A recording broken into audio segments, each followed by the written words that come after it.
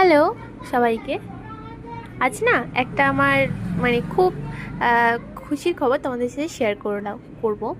তো কথাটা হচ্ছে, আমি ইউটিউব দেখতে দেখতে হঠাৎই দেখলাম আমার ভিডিওতে না কোনোটায় 1.2K, কোনোটায় 1.3K, কোনোটায় কি আবার 2K পর্যন্ত ভিউজ এসছে।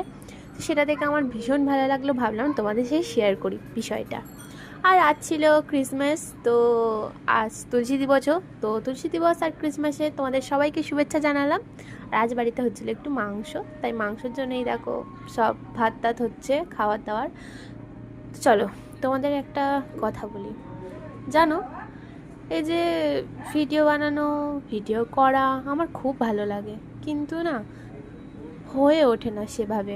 করি করি না, একেবারে মন দিয়ে যে করি তা নয়। তো করতাম আগে ভিডিও, ফেসবুকে পোস্ট করতাম প্রত্যেক দিন, তারপর প্রতিদিন ভিডিও ছাড়তাম। তো কিছু বাজে মানুষের কারণে না, তাদের উল্টোপাল্টা কথার জন্য আমার ভিডিও করাটা বন্ধ হয়ে গেল। আর তারপর অনেক দিনই আর করতাম না। তারপর হঠাৎ করে মনে হলো যে কেন আমি এমন করব, কিছু বাজে মানুষের জন্য আমার শখটা, আমার ভালো লাগাটা কেন আমি বিসর্জন দেবো। আমি আবার ভিডিও করব। তাই আর ফেসবুকে ভিডিও ছাড়ি না, তবে ইউটিউবটা তো প্রথম থেকে খুব ভালোবাসার আর খুব শখের, তাই ইউটিউবে আবারও ভিডিও ছাড়তে শুরু করলাম। তো তোমাদের এটুকুই বলবো যে কারোর কোনো খারাপ কথায়, কারোর কোনো খারাপ কমেন্টে কান না দিয়ে তোমরা নিজেদের মতো ভিডিও করতে থাকো। দেখবে একদিন ঠিকই তোমরা সফলতা পাবে। আর ঠিকই দেখবে সব আবার ঠিক হয়ে যাবে, শুধু তোমাদের পাশে একটা মানুষ যদি সাপোর্ট করে।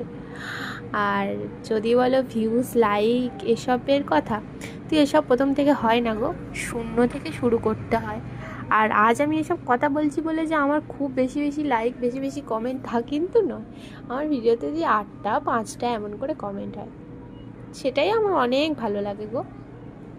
তো তোমাদের একটা কথাই বলবো, এইভাবে কাজ করতে থাকো, দেখবে একদিন সফলতাটা নিশ্চয়ই আসবে।